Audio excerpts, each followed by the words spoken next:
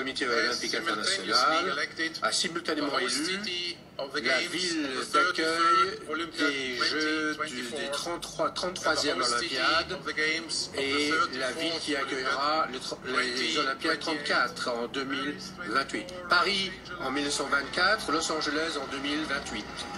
Championnat d'Europe de basketball masculin 2015, Championnat d'Europe de football masculin 2016, Championnat du monde de handball masculin 2017, Championnat du monde de hockey sur glace masculin 2017, Ryder Cup Junior 2018, Coupe du monde féminine FIFA 2019, Coupe du monde féminine U20 FIFA 2018, Coupe du monde de rugby à 15 2023 et bientôt les JO 2024 à Paris. Toutes ces compétitions sportives internationales ont eu lieu en France ou vont avoir lieu en France. Et vous pourrez me dire quel est le point commun entre toutes ces compétitions, à part qu'elles ont ou vont être organisées toutes en France. On peut penser à l'amour du sport, au dépassement de soi-même pour atteindre ses objectifs. Mais il y a aussi une petite disposition fiscale prévue par l'article 1655 septies du Code général des impôts. Cet article, avec son nom barbare, qui est prévu au Code général des impôts au CGI, permet une particularité fiscale pour tous les organisateurs de compétitions sportives internationales, bien sûr sous certaines conditions, qui sont organisées en France. Ça leur permet, par l'intermédiaire d'un petit article, une importante exonération fiscale sur les revenus engendrés par l'organisation de ces compétitions. C'est les organisateurs et leurs filiales qui vont être visés directement par ces exonérations. C'est ce qu'on va détailler dans la vidéo, puisque effectivement pour certaines fédérations, c'est même devenu une condition d'attribution de l'événement, puisque ça fait partie intégrante du cahier des charges pour les pays candidats, donc la France, pour obtenir l'organisation de ces compétitions sportives internationales en France. Donc on va voir tout ça dans la vidéo, c'est parti.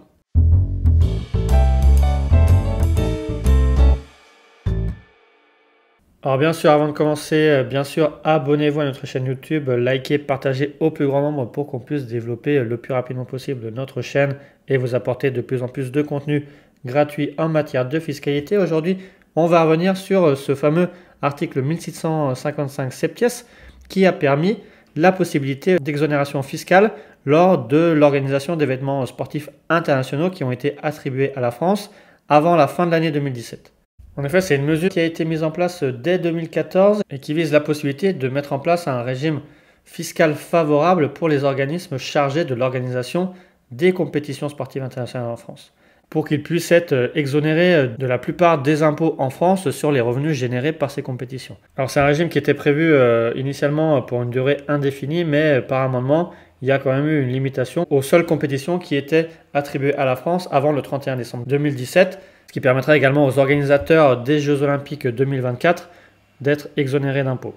Alors comme je l'ai dit, il faut savoir que c'est les organismes qui sont chargés de l'organisation de ces compétitions sportives internationales et également leurs filiales. On peut penser notamment dans le cadre de l'Euro 2016, ce qui a permis à l'UEFA et également à sa filiale Euro 2016 SAS, détenue à 95% par l'UEFA et 5% par la Fédération française de football, d'être exonérés d'impôts en France, sur les revenus générés par la compétition en France.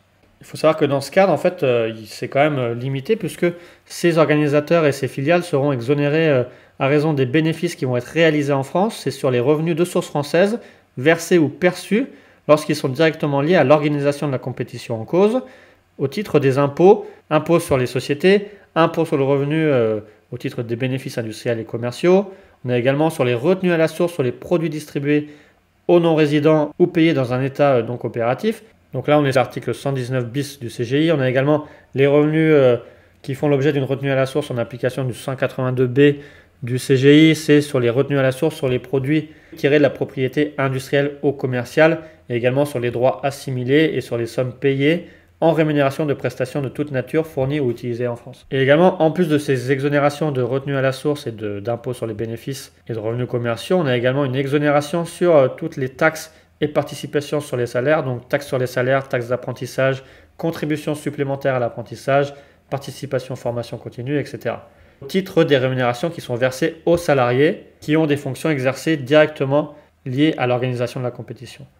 Et il faut savoir qu'en plus, dans le bonus fiscal, ils sont également exonérés des différents impôts locaux, donc les contributions économiques territoriales, CFE, donc cotisation foncière des entreprises et certaines taxes spéciales d'équipement. Tout en sachant qu'il reste quand même assujettis à certaines taxes, type taxe foncière sur les propriétés bâties, non bâties et certaines taxes annexes. Mais en tout cas, il faut savoir qu'il y a quand même une exonération assez conséquente pour les organisateurs des compétitions sportives internationales qui sont réalisées en France. Alors bien sûr, on a cité les compétitions qui étaient visées parce que ce n'est pas toutes les compétitions sportives internationales qui sont organisées en France qui bénéficient de cette exonération. Puisqu'il y a quand même 4 critères pour définir quelles sont les compétitions qui sont exonérées. Le premier critère, c'est savoir que l'organisation de la compétition en France doit avoir fait l'objet d'une sélection sur candidature, que ce soit un championnat d'un niveau au moins équivalent à un championnat d'Europe. Il faut que la compétition sur le territoire français soit organisée à titre exceptionnel. Donc il faut vraiment qu'il y ait eu, comme on l'a vu, des candidatures et que ce soit une attribution à titre exceptionnel en France du fait que la France était en concurrence avec d'autres pays pour organiser la compétition. Donc c'est là où on peut exclure par exemple le Tour de France. Et également, il faut, pour qu'il y ait cette exonération, il faut que la compétition entraîne des retombées économiques exceptionnelles. Donc comme on l'a dit en début de vidéo, ça vise notamment tous les championnats du monde, championnats d'Europe, que ce soit en matière de basket, de football, de handball, de hockey, des compétitions de golf qui ont eu lieu sur le territoire français, mais il y aura aussi en 2023 la Coupe du Monde de rugby et également en 2024 les JO qui bénéficieront de ces exonérations d'impôts. D'ailleurs, comme on l'a dit aussi en début de vidéo, il faut savoir que ce n'est pas forcément un véritable cadeau que fait la France à ses organisateurs des événements sportifs internationaux, puisque en fait, dans la plupart des cahiers des charges, pour justement valider la candidature et être sélectionné au titre de cette candidature, en fait, il faut prévoir à l'intérieur même du dispositif de candidature une exonération pour les organisateurs. Donc finalement, c'est les organisateurs qui mettent cette condition supplémentaire pour pouvoir sélectionner la France ou un autre pays au titre de l'organisation de cet événement sportif international. Et c'est ce qu'on retrouve d'ailleurs si on veut regarder dans le cahier des charges de l'organisation de la Coupe du Monde de foot 2026, où dans le cahier des charges, il est expressément prévu qu'il faut des exemptions fiscales, puisque le gouvernement du pays candidat doit fournir une exemption fiscale limitée donc à la FIFA et à certains tiers pour l'organisation de la compétition. Donc on voit que c'est devenu finalement une condition obligatoire pour pouvoir prétendre à l'obtention de l'organisation de cette compétition internationale sur son territoire.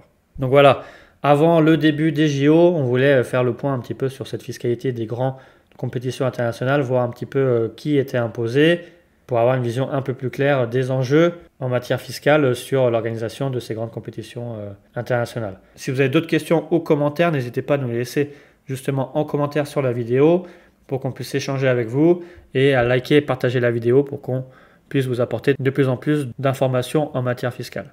Merci et à bientôt.